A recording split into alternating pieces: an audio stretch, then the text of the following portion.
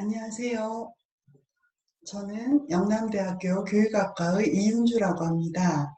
마음건강 A to G라고 해서 코로나 시대가 필요로 하는 심리방역 매뉴얼이라는 부제로 여러분에게 말씀을 좀 드리게 되었습니다. 만나서 반갑습니다. 지금 제가 이렇게 이야기하고 있는 지금도 코로나가 안정되지 않고 여전히 걱정스러운 그런 상태에 있습니다. 이게 조만간 종식되고 그리고 우리가 평생 동안 다시는 이런 일을 겪지 않는다고 하면 제가 지금 이런 이야기를 할 필요가 없겠지요. 그런데 전문가들의 견해에 따르면 걱정스럽게도 이것은 그냥 지나갈 일회성이 아니라 코로나가 아니더라도 앞으로 비슷한 그런 그 팬데믹에 해당되는 그 넓은 범위의 재난, 감염병은 또 오고 또 오고 또 올 수 있다고 합니다. 그래서 저희는 이야기를 나누지 않을 수가 없는 것 같습니다. 안타까운 일이지만 네, 저희는 걱정만 하고 웅크리고 있을 수는 없지요. 네, 더 준비하고 적극적으로 대처해야 될 필요가 있습니다. 그리고 코로나와 같은 감염병이 많은 사람들의 정신건강을 위협하고 있습니다. 우리 상담자들의 정신건강도 물론 포함해서요. 그래서 어떻게 이 시대가 우리의 마음 건강을 더 좀 생각해야 되는 이런 과제를 주고 있기 때문에 어떻게 하면 우리 자신의 마음과 그리고 우리가 만나는 내담자들의 마음 건강을 좀 더 잘 돌볼 수 있는지에 대해서 말씀을 좀 드리려고 합니다. 자, 이야기하는 것은 세 꼭지로 생각하고 있습니다. 이 강의를 들으시고 나면 코로나와 같은 그 집단 감염병, 집단 재난의 시기에 내담자들이 겪는 어려움에 대해서 상담자가 어떻게 상담하면 좋을지를 알 수 있게 되시기를 바라고요. 두 번째로 이와 유사한 사태에 내담자들로 하여금 자신의 마음 건강을 점검하고 돌보도록 하는 상담을 하기 위해서 이 심리방역 매뉴얼이라고 제가 거창하게 이름은 붙였습니다만 이건 저와 여러분이 앞으로 함께 만들어 나가야 되고 더 발전시켜 나가야 될 그런 부분이라서 네, 단순한 문제가 아니죠. 그래서 저는 여기에서 이 매뉴얼의 틀을 제시하고자 하고요. 그 세부 내용에 대해서는 우리가 함께 채워나가야 된다. 그런 과업을 우리가 가지고 있다. 이런 정도로 생각해 주시면 좋겠습니다. 그리고요, 매뉴얼 그 틀에 따라서 상담을 어떻게 하면 좋을지, 어떤 점을 유의하면 좋을지 그런 것을 생각해 보게 되시면 좋을 것 같습니다. 목차는요, 바로 보는 코로나라고 해서 코로나에 대해서 이해하는 것을 먼저 말씀을 좀 드리고요. 그리고 두 번째로는 코로나 시대의 내담자와 상담자를 좀 이해해보는, 네, 어떻게 우리가 좀 이 코로나 시대의 내담자는 어떤 특성을 가지게 되었고, 그리고 상담자들은 또 코로나를 어떻게 바라보는지, 또 어떻게 바라봐야 되는지 그런 말씀을 좀 드리려고 하고요. 그리고 세 번째로 이제 심리방역 매뉴얼에 해당되는 것을 코로나 시대의 마음건강 조력의 실제라는 이름으로 한번 말씀드려 보려고 합니다. 자, 이제 저와 함께 본격적으로 시작해 보실까요? 네, 일단 그 팬데믹이라는 말을 하고 있습니다. 이 코로나19에 대해서는. 그리고 이건 재난이죠.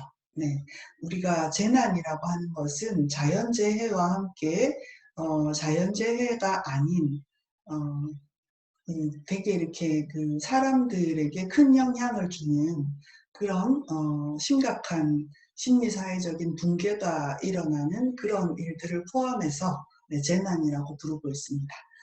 WHO에서 한 지역사회가 감당할 수 있는 정도의 한계를 훨씬 넘어설 만큼 좀 심각한 그런 생태적, 사회심리적 붕괴를 재난이라고 정의하고 있습니다. 이 세계보건기구의 정의는 심리사회적 붕괴를 이야기하는 점에서 정신적인, 심리적인 영향을 크게 강조하는 점이라고 할 수 있죠. 어, 그리고 이제 아까 말씀드린 것처럼 우리가 이것에 주목해야 되는 이유가 또 오고 또 올 거다라고 경고하고 있다는 점이죠. 그래서 저는 안 그래도 그 4차 산업혁명 사회 이것에 대해서 관심을 가지고 그걸 공부하고 있던 차에 이 코로나19가 우리에게 닥치면서 미래 아주 좀 먼 미래에나 올 만한 일들이 지금 현재 벌써 가시화되고 있는 것 같은 느낌을 많이 받습니다.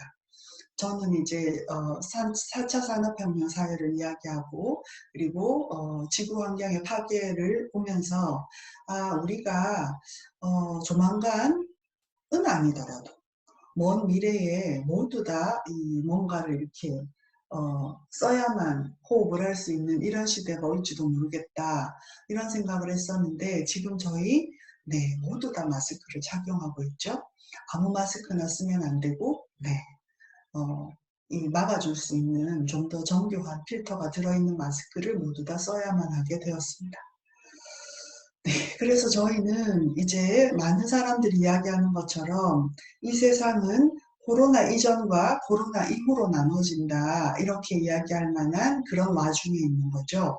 그래서 저희가 코로나가 지나가고 코로나를 잘 대처해서 코로나를 안정시킬 수 있다 하더라도 이제 코로나 이후 시대라고 하는 코로나를 기점으로 변화된 그런 사회에 우리가 살게 된 거죠. 그래서 이 포스트 코로나 시대라고 하는 것은 큰 변화입니다. 그래서 뉴노멀이라는 이야기도 나오고 있죠. 이제 새로운데 이제 그게 노멀이 되어가는 이런 시대에 우리가 있는 거죠. 그래서 이 코로나19라고 하는 이 재난 사태에 대해서 우리가 잘 이해할 필요가 있겠습니다. 그래서요, 이거 제가 설문조사한 건 아니고, 코로나의 영향으로 사람들이 지금 어떤 심리 상태에 있는지를 설문조사한 결과를 좀 같이 살펴보겠습니다. 물론 이제 코로나가 어떤 심리적인 사회적인 영향을 주었는지에 대해서 다른 연구들에서도 설문조사를 좀 하고 있고요. 제가 비교해서 분석해 본 바로는 큰 차이는 없는 것 같습니다. 그래서 비교적 좀 따끈한 네, 이게 뭐 논문으로 퍼블리시 되거나 그런 거는 아닌데요. 어, 그 학생들이 수업의 일환으로 설문조사한 결과를 같이 나누고자 합니다. 코로나19로 인한 사회적 변화 중에서 가장 크게 느끼는 게 무엇인가 라는 질문에 대해서 이제 중복응답 해도 되게 이렇게 물었을 때 보시면 비대면 소통이 증가했다가 네 무려 50% 가까이, 절반 가까이가 비대면 소통이 증가했다는 것을 이야기하고 있고요. 네, 이거하고 유사하게 사회적인 교류가 감소했다는 것이 40%나 네, 응답이 되었습니다. 그리고 물리적으로 이동하는 것이 많이 줄었다. 네, 지금 이 강의를 들으시는 분들도 많이 느끼시는 부분이죠. 네, 이제 이렇게 비대면 소통, 사회적 교류 감소하고 어디 가는 것이 감소하다 보니 네, 또 일어나는 변화가 온라인 쇼핑이 증가했다는 것도 거의 20% 가까이 지금 응답이 나오고 있죠. 네, 이렇게 느끼고 있습니다. 그 다음에 코로나19로 인한 사회적 변화 중에서 코로나가 안정화되고 종식된 다음에도 유지되었으면 좋겠다 하는 것을 역시 바라는 거를 다 응답하도록 하였을 때 지금 이 막대의 길이를 한번 보시면 재택 수업이나 재택 근무 등 개인적인 생활이 좀 확대된 것은 유지되어도 좋겠다라고 많은 분들이 응답을 하셨고요. 그 다음에 딱히 없다가 또, 네, 그 뒤를 잇고 있습니다. 그래서 코로나19로 인한 변화에 대해서 바람직한 것을 보고 있는 분들과 별로 바람직한 건 없는 것 같은데 라는 생각이 큰 차이 없이 함께 공존하고 있다는 것을 우리가 알 수 있습니다. 그리고 또 주목할 만한 게 집단주의적인 문화잖아요, 우리나라가. 그런데 제 개인적인 문화로 꽤 많이 서서히 이동하고 있었는데 코로나라는 이 엄청난 것이 급격한 이동을 가지고 오고 있죠. 그래서 혼밥이라든지 홈카페, 혼술 등 좀 개인적인 문화로 이동하는 것은 여전히 유지되었으면 좋겠다라는 응답이 또 제법 많이 지금 보이고 있습니다. 그리고요, 좀 재미난 것은요, 인간관계 측면에서 비대면 소통이 활성화된 거, 이거는 유지되어도 좋겠다는 응답이 10%가 넘게 있어요. 좀 이것은 저는 의외라고 생각되는데, 네, 이게 이제 학부생하고 대학원생이 설문응답자라는 점을 우리가 좀 생각해서 봐야 되는 결과 같아요. 네, 학생들이니까 이제 이 비대면 소통은 주로 온라인 수업과 관련된 거죠. 그래서 이게 온라인으로 화상으로 대화하고 수업하고 이것도 나쁘지 않네 라고 생각하는 사람들이 10% 이상 있다는 이야기가 되겠습니다. 그 다음 세 번째 볼까요? 코로나19로 인한 변화 중에서 좀 코로나 이전 시대로 돌아갔으면 좋겠다 라고 생각하는 건 또 뭐가 있냐라고 물었을 때, 자 보세요. 좀 대면 소통 다시 좀 하고 싶다. 사람과 만나서 이야기 나누고 좀 만나고 살고 싶다. 예전처럼 그 응답이 압도적으로 많죠. 네.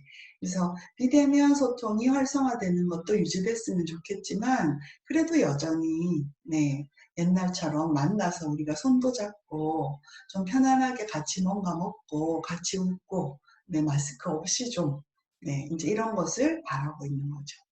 네, 그리고 대면 수업이나 현장 근무에 대한 그리움도 꽤 많은 비율로 나타났고요.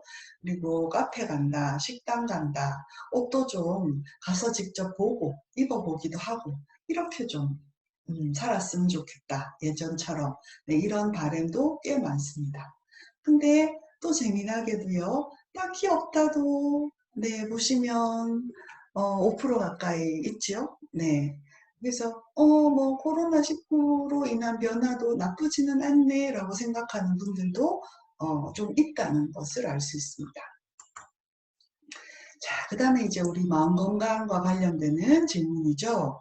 코로나19 이후에 그전보다 우울감을 느끼는 빈도가 높아졌는가? 라는 질문에 60.5%가 그렇다라고 답했습니다. 네. 이게 코로나가 있건 없건 간에 마음이 건강한 사람은 안 느낄 수도 있지 이런 문제가 아닌 거예요. 너무나 많은 변화들이 있기 때문에 코로나 사태가 우울감을 좀 더 자주 느끼게 만드는 것 이거에 대해서는 정상적인 거라고 봐야 될 것 같고 이 수치 네, 60.5%라는 수치도 이걸 보여주는 거죠.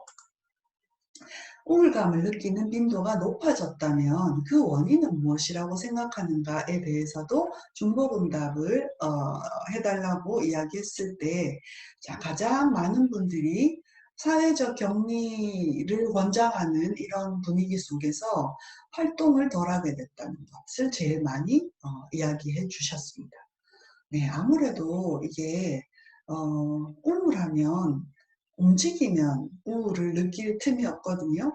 그리고 움직이다 보면 네, 우울이 감소하기도 하고 이렇게 되는데 많이 움직이지 못하는 상황이 되면서 특히나 내가 자발적으로 안 움직이는 게 아니라 어쩔 수 없이 내가 좀 나가고 싶거나 누굴 만나고 싶어도 안 되는 거잖아요. 이게 이제 우울감의 빈도를 높일 수밖에 없는 거죠. 그래서 응답해 준 분들이 이런 지점을 잘 지적해 준 거라는 생각이 듭니다. 이게 이제 내가 좀 나가고 싶은데 못 나간다는 이 답답함과 함께 결합하는 중요한 부분이 두 번째 긴 그래프가 되겠습니다. 사회적 격리 기간 동안에 대인관계, 사람을 만나는 일이 줄어들었다는 거죠. 이게 얼마나 사람을 우울하게 만드는지 몰라요, 정말. 우리는 만나고 싶을 때 사람들을 만나서 혼자서 밥 먹는 게 아니라 함께 맛있는 거 먹으면서 이야기해서 좀 풀고 하하호호 웃으면서 좀 풀고 이런 것들이 삶 속에 우울을 가져올 수 있는 여러 가지 것들에 대해서 좀 이렇게 해소할 수 있는 아주 중요한 그런 계기가 되는 건데 그 계기들이 우리한테 안 주어지면서 우울감의 빈도가 높아질 수밖에 없는 거죠. 그 다음 세 번째 길이, 네, 세 번째 긴 거. 이거 꽤 많은 사람들이 호소하고 있습니다. 학생들 중에서요, 미래 사회를 전망 한번 해보라 했더니, 코로나 때문에 우리가 평생 마스크를 쓰고 살아야 되는 건 아닐까? 이렇게 전망하는 친구가 있었어요. 네, 그랬더니 또 다른 친구들이 많이 좀 동감하는 그런 게 있었거든요. 이제 제가 화상 수업을 하면서 지난 학기, 이번 학기 계속 화상 수업을 하면서 이제 아무래도 코로나 이야기를 많이 하게 되니까 이제 그런 이야기들을 듣게 되었습니다. 그래서 우리가 코로나19 이전의 일상생활로 돌아갈 수 있다는 희망이 분명히 있으면 그래도 좀 견디기가 좋은데, 이거 아마 우리의 평생 동안 코로나가 끝나더라도 또 이런 감염병이 오고 또 오고 이렇게 되어서 코로나 이전의 삶으로 다시 돌아갈 수 없으면 어떡하지? 이렇게 생각할 때 견디기가 어렵고 우울감이 더 커질 수밖에 없는 거죠. 네, 이런 생각을 하면 바로 우울이 찾아오기가 얼마나 쉽겠어요, 죠? 네. 이런 부분이 있었고, 코로나 블루, 이 우울을 극복하기 위한 자신만의 방법은 무엇인가 라는 것에 대해서, 이거는 이제 미리 항목을 준 게 아니라 이제 쓰게 이렇게 하였는데요. 안타깝고 슬프게도 우울감을 극복하기 위한 나만의 방법이 딱히 없다라는 응답이 제일 많았고요. 그 다음에 두 번째로 이제 많이 이야기해 준 게 몸을 움직이는 것이었습니다. 집에서 이제 홈 트레이닝 앱이 많이 있으니까 앱을 가지고서 실내에서 홈 트레이닝을 하거나 그 다음에 좀 사람 없는 곳에 마스크 쓰고 산책하는 거. 또 이제 산은 아무래도 좀 평지보다는 사람들이 적잖아요. 그래서 등산을 한다든지 네, 이런 것들을 이야기를 해 주었습니다. 그래서 이게 많이 움직일 수 없고 사람을 만날 수 없고 이렇게 혼자 있어야 되는 것이 아니라 나가서 이렇게 몸을 좀 움직이고 땀도 좀 흘리고 나 말고도 운동하는 다른 사람을 먼발치에서라도 좀 보고 이런 것들이 우울감을 극복하는 자신만의 방법이라고 많은 분들이 이야기를 해주셨는데 매우 바람직한 거라는 생각이 들죠. 네. 그래서 우리도 이제 이런 것들을 좀 보고 이 노하우들을 좀 가지고 오고 그 다음에 이런 노하우들을 내담자들과 우울한 내담자들과 함께 공유할 수 있으면 좋을 것 같아요. 네, 그 다음 세 번째 아주 중요하다고 생각해요. 취미생활이요. 노래라든지 게임이라든지 요리라든지 라디오 듣기, 영화 감상, 악기 연주 뭐 이런 것들. 그리고 SNS로 좀 비대면으로 만나는 것들도 도움이 되고, 그 다음에 이제 저희가 사회적 격리가 강조되긴 하지만 마스크 쓰고 너무 많은 사람이 모이지 않는다면 뭐 대면 만남이 전혀 불가능한 건 아니니까요. 그런 대면 만남들을 시도하고 그것을 통해서 우울을 좀 극복해 나간다. 네, 이런 부분 되게 중요하죠. 음, 이제 이렇게 볼 때 코로나 시대가 우리한테 이 커뮤니케이션과 대인관계의 역량이 더 중요한 시대로 우리를 이끌고 있다. 이런 생각이 들어요. 네. 자, 그 다음에 네 번째로는 자신의 생활 관리. 혼자서도 시간을 보내는 방법들을 찾아보고요. 네, 소확행 이야기를 또 적어주신 분들이 있어요. 어, 작지만 확실한 그런 행복들을 내가 추구하고 또 이게 소확행이구나 하고 알아차리고 네.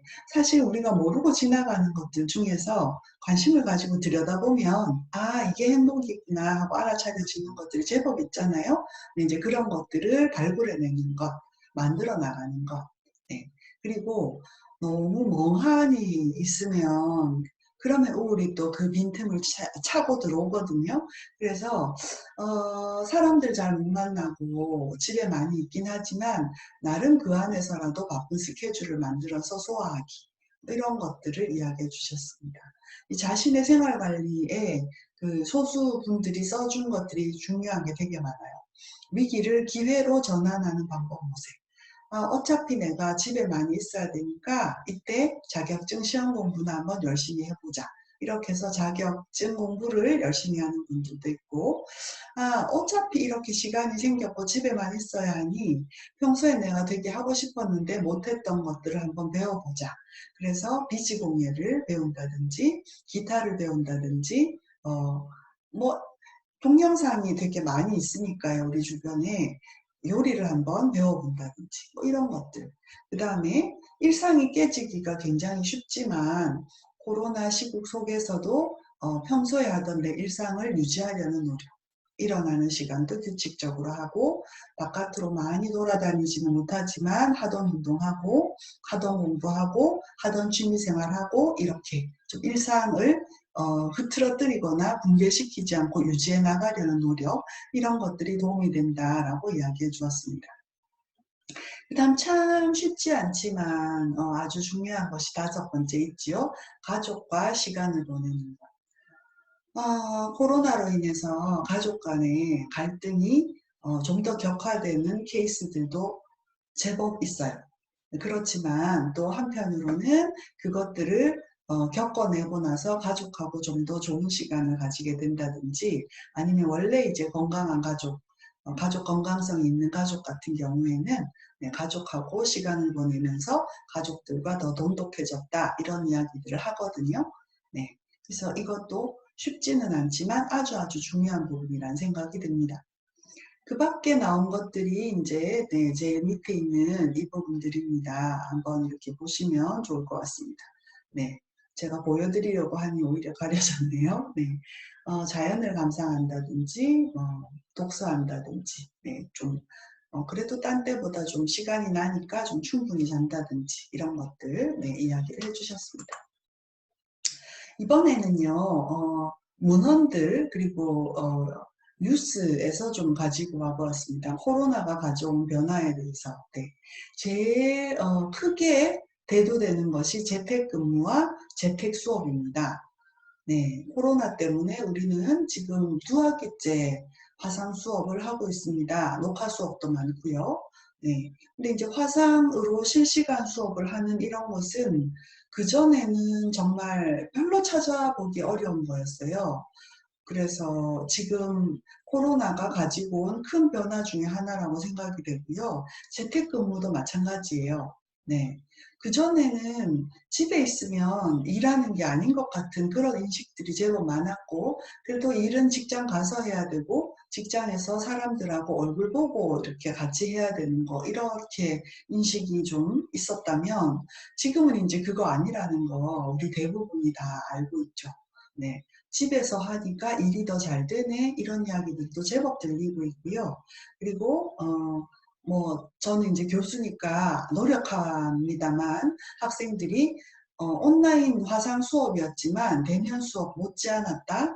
어떤 경우에는 대면 수업에서는 없었던 그런 부분들이 있다 이런 이야기를 하고, 그리고 또 일부 학생들이 학교를 못 가서 답답하다는 학생들만큼이나 등하교 시간이 빠지니까 시간에 여유가 생겨서 좋다. 그리고 녹화 수업도 다시 보고 이게 되니까 강의실에서 하는 대면 수업보다 더 좋은 점도 있다. 뭐 이런 이야기를 하고, 심지어 이제 학부생들 같은 경우에 아르바이트를 많이 하는데 사실 알바가 많이 줄었죠. 그래서 수입이 줄었는데 그건 어떠냐라고 물으니 네, 일부 이제 뭐 건강하고 현명한 학생들의 대답인지는 모르겠습니다만, 네, 수입도 줄었는데요.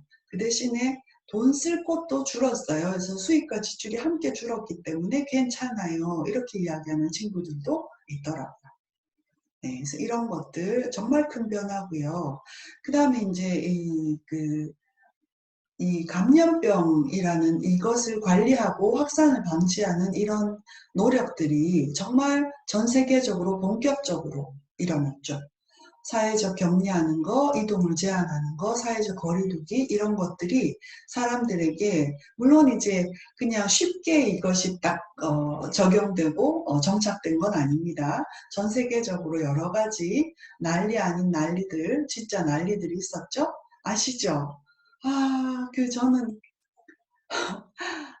자기는 괜찮다, 자기는 능동적으로 살 거다 이러면서 코로나 이후에 변기를 혀로 핥는 거를 유튜브로 이렇게 보여주고, 네, 그러다가 병에 걸린 이런 케이스들. 네, 그런 난리들을 우리가 겪었습니다. 그냥 쉽게 적응이 된 게 아닙니다. 그런 여러 가지들을 겪으면서 어쨌든 전 세계 모든 국가가 그렇게 된 건 아니지만 적어도 우리나라에서는 이 위험관리 확산 방지의 시스템이 구축이 확실하게 된 것 같아요.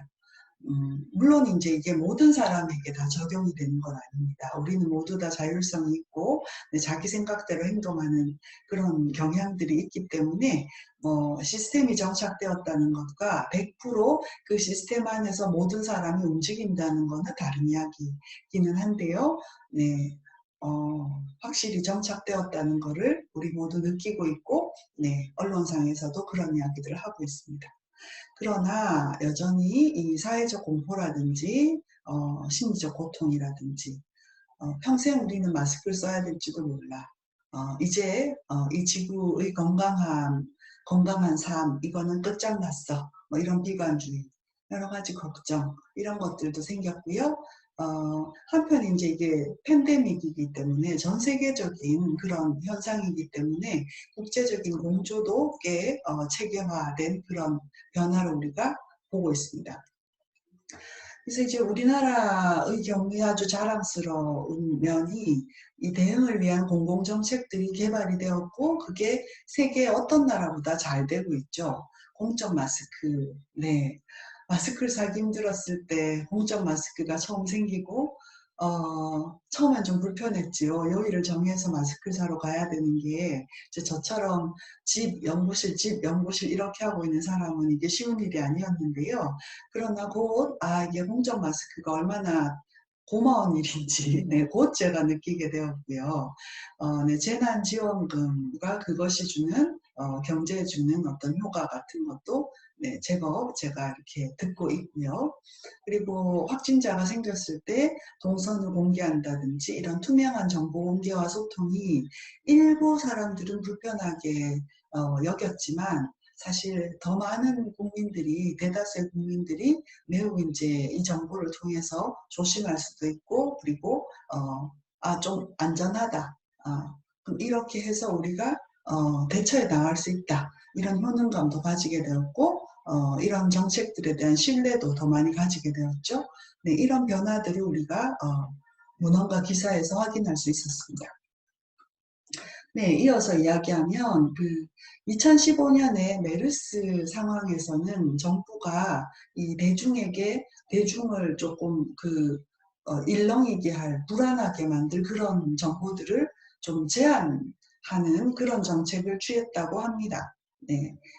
이렇게 되면 이제 우리가 정부 정책에 대해서 신뢰하거나 수용하기가 어려워지죠. 네, 정확한 정보를 안 주면서 이래라 저래라 하는 건 우리가 받아들이기 어렵잖아요.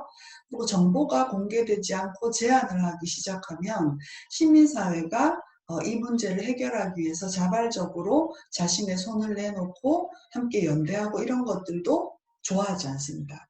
네, 정부가 정보를 제한하기 시작하면. 그래서 이런 부분도 좀 잘 안 되는 결과를 가지고 왔죠. 근데 이제 코로나 사태는 메르스 때보다 좀 더 이제 큰 일이기도 했고요. 정부가 달라지기도 해서 좀 투명하고 정직한 소통을 하는 쪽으로 갔습니다. 그래서 이건 뭐 제 이야기는 아닙니다. 저는 한 개인이고 이런 정책의 전문성을 가지고 있는 사람은 아니니까요. 근데 이제 그런 전문가들의 견해들에 의하면 정부에 대해서 시민의 신뢰도가 증가하였고 그리고 이런 신뢰도 증가가 시민에 대해서 사회적 격리를 권하거나 공동체를 폐쇄하거나 음식점 뷔페 같은 것을 문을 닫으라고 이야기하거나 하는 이런 조치에 대해서 국민들이 수용하는 정도가 훨씬 더 커졌다, 높아졌다 이런 이야기들이 문헌과 기사에서 발견되었습니다. 자, 이제요, 내담자들이 이 코로나 사태 속에서 어떤 모습을 보이는지, 어떤 심리적인 그런 상태에 있는지를 좀 이야기를 해보겠습니다. 무엇보다 큰 게요, 이 사회적인 격리가 일반화되면서 접촉에 대한 불안감과 거리낌을 많이들 지금 이거 보고 계신 여러분들도 한번 생각해 보시면 다 이거 있으시게 됐죠? 이렇게 됐죠? 네, 이렇게 안 되면 안 되는 거죠. 네, 접촉에 대해서 불안해하고 좀 거리끼는 마음이 있어야 사회적 격리를 할 수 있는 거죠.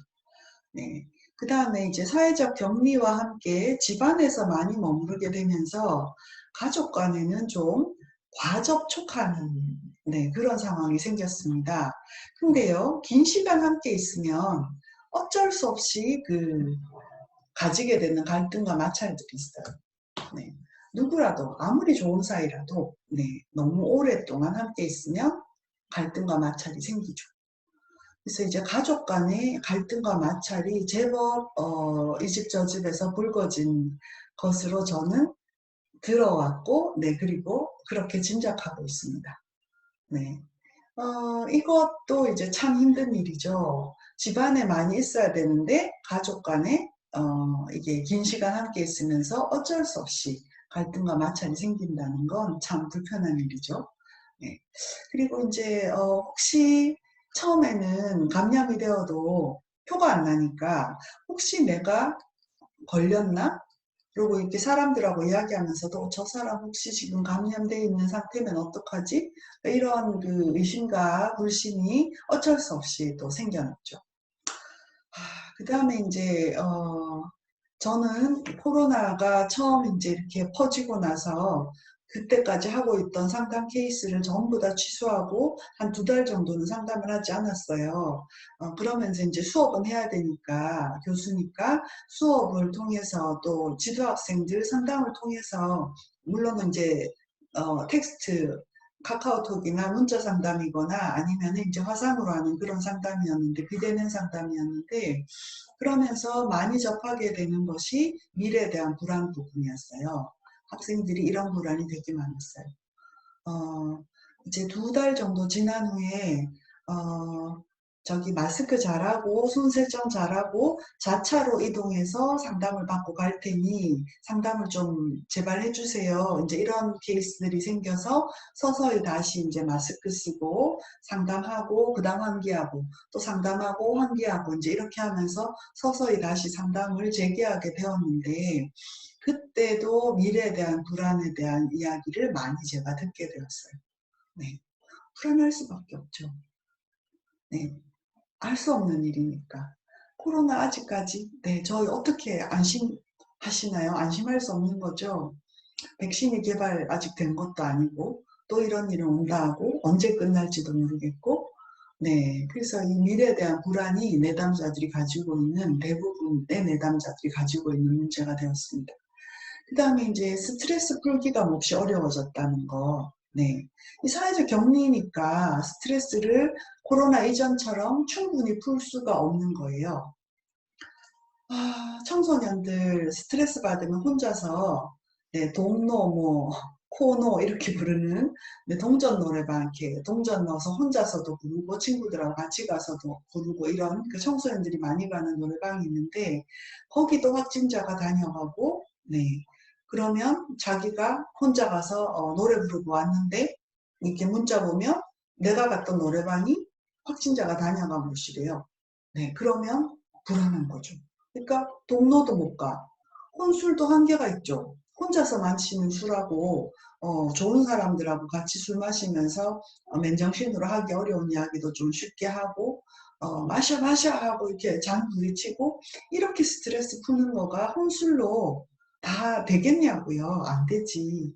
그러니까 이게 혼술도 한계가 있는 것인데 그래서 스트레스가 정말 모두 다 네. 그래서 이게 참 큰 문제인 것입니다. 이게 코로나가 종식되고 안정화되더라도 아마, 저는 감히, 뭐 이렇게 무슨 저주 같은 이야기이긴 한데, 감히 제가 상담 전문가로서 전망하자면 신체적인 질병으로 가는 경우 더 늘어날 것입니다. 이 스트레스가 우리가 심리적으로 완전히 풀지 못할 때 몸으로 가는 거 아시는 분은 다 아실 거고요. 내가 스트레스를 받지 않는다라고 스트레스를 받는 거를 지각하지 못해도 몸은 받거든요. 그래서 아마 신체적으로 문제가 생기는 퍼센테이지가 늘어날 거다 이런 전망이 됩니다.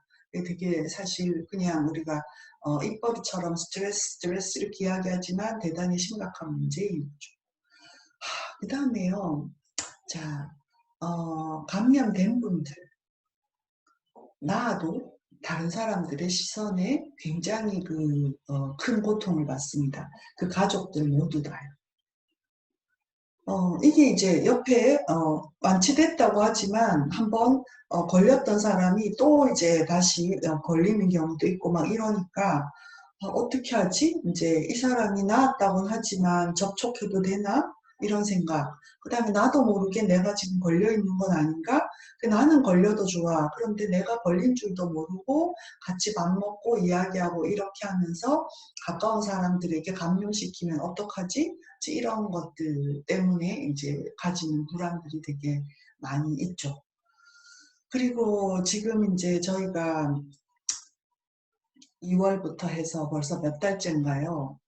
서서히 사람들이 지쳐가고 있는 거를 제가 또 목격하게 됩니다. 내담자들도 네, 몇 달은 희망을 가지고 견딜 수 있는데 이게 언제 끝날지 모르기 때문에 지쳐가는 거를 제가 보게 됩니다. 네. 그리고 이제 상담자의 시선에서 내담자들을 또 볼 때요. 내담자들이 사회적 격리, 사회적 거리두기, 혼자만의 시간이 늘어나고 이러면서 어쩔 수 없이 내 자신에게 집중하는 시간들을 가지게 됩니다. 그래서 이것은 사실 약이기도 하고 독이기도 해요. 내게 집중하는 시간이 늘어났다는 것은. 그래서 어떤 사람들은 자기 자신이 어떤 사람인지에 대해서 좀 더 치열하게 깊이 보게 되었고 그것은 내게 무척 의미 있는 것이었다라고 이야기하기도 하고 그 다음에 어떤 사람들은 내가 점점 싫고 스트레스가 점점 더 많아지고 이렇게 내게 집중하는 것 때문에 더 힘들어지는 사람들도 있습니다. 그래서 이게 내게 집중하는 시간들이 늘어나고 이 시간들이 내담자들에게 어떤 의미가 있는지 그 부분을 우리 상담자들은 탐색을 해야 될 것입니다. 그 다음에 이제 긴 시간 우리가 코로나와 함께 하면서 점점 적응을 해가기는 하지요.